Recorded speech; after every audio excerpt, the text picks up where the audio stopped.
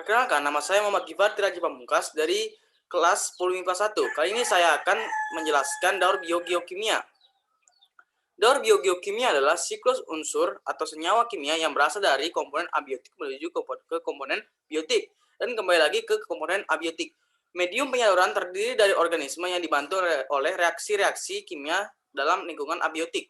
Jenis biogeokimia ada 6 jenis daur biogeokimia, antara lain air, fosfor, sulfur, nitrogen, oksigen, dan daur karbon.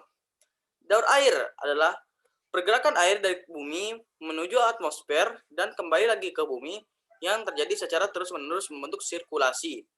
Daur air ini terjadi dengan sinar matahari yang menguapkan air yang ada di laut, sungai, dan danau yang disebut evaporasi. Air tersebut akan menjadi uap air dan naik ke atmosfer menjadi partikel es dan titik-titik air. Hal ini disebabkan karena suhu di atmosfer sangat rendah. Partikel-partikel ini akan membentuk awan yang dikenal dengan kondensasi. Saat udara tidak mampu menahan titik-titik air, ini akan jatuh sebagai hujan atau salju yang disebut presipitasi. Kedua, daur fosfor. Daur fosfor merupakan pergerakan fosfor dari atmosfer ke bumi dan kembali lagi ke atmosfer yang terjadi secara terus-menerus, membentuk sirkulasi. Fosfor memiliki kemampuan untuk membentuk ikatan kimia berenergi tinggi, dan fosfor ini sangat penting dalam transformasi energi pada semua organisme. Daur fosfor dimulai dari adanya fosfat anorganik yang berada di tanah yang diserap oleh tumbuhan. Hewan yang memakan tumbuhan akan memperoleh fosfor dari tumbuhan yang dimakannya. Di samping itu, tumbuhan atau hewan yang mati ataupun sisa ekskresi hewan baik urin maupun feses yang ada di tanah oleh bakteri pengurai akan menguraikan fosfat organik menjadi fosfat anorganik yang akan dilepaskan ke ekosistem. 3. Daur sulfur atau belerang. Daur biokimia berikutnya adalah daur sulfur atau belerang. Ini merupakan pergerakan sulfur dari atmosfer ke bumi dan kembali lagi ke atmosfer yang terjadi secara terus-menerus membentuk sirkulasi. Dalam tumbuhan organisme, belerang merupakan unsur penyusun protein, sedangkan di alam, baik belerang ataupun sulfur terkandung dalam tanah yang membentuk mineral tanah dan di atmosfer dalam membentuk gas sulfus dioksida.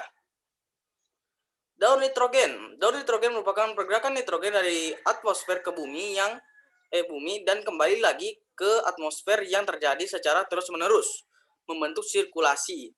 Nitrogen diperlukan tidak dalam bentuk unsur tetapi persenyawaan. Salah satunya atmosfer bumi mengandung 78% nitrogen.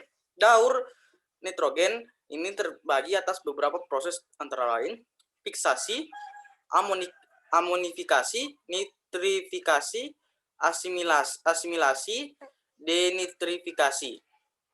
Daur karbon. Daur karbon ini diawali oleh pemanfaatan CO2 oleh tumbuhan dan dijadikan senyawa organik, yaitu glukosa melalui proses fotosintesis. Selanjutnya, glukosa disusul menjadi amilum dan diubah menjadi senyawa gula yang lain, lemak, protein, dan vitamin. Pada proses pernapasan, tumbuhan dan hewan dihasilkan kembali CO2. Hewan mendapatkan karbon setelah memakan tumbuhan, dan tumbuh hewan maupun tumbuhan yang mati diuraikan oleh karbon dioksida, air, dan mineral oleh pengurai. Karbon dioksida yang dilepaskan ke atmosfer pada ekosistem normal menjadi keseimbangan antara daur karbon dan oksigen. Terakhir, daun oksigen menggambarkan pengiriman oksigen di sekitar litosfer, atmosfer, dan biosfer. Khususnya, pelepasan oksigen melalui fotosintesis dan dalam penggunaan oksigen oleh makhluk hidup di biosfer diambil dari atmosfer. Baiklah, Yang saya ambil adalah siklus daur karbon.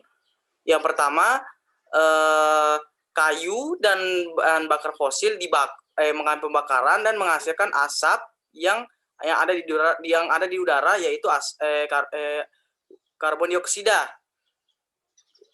Karbon dioksida diserap oleh tumbuhan dan mengalami fotosintesis.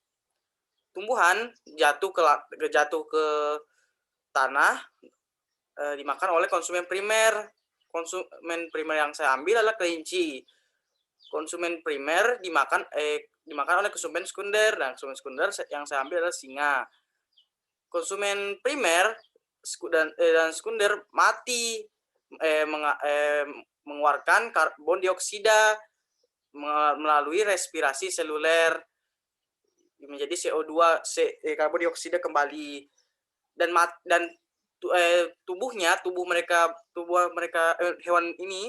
kedua hewan ini diuraikan oleh mikroba tanah, pengurai misalnya bakteri ataupun cacing. Tumbuhan juga begitu, kalau mati dia akan mengeluarkan karbon dioksida dan begitu seterusnya. Yang itu dinamakan siklus karbon. Sekian dari presentasi saya. Mohon maaf jika banyak kekurangan. Wabillahi taufiq wal hidayah. Wassalamualaikum warahmatullahi wabarakatuh.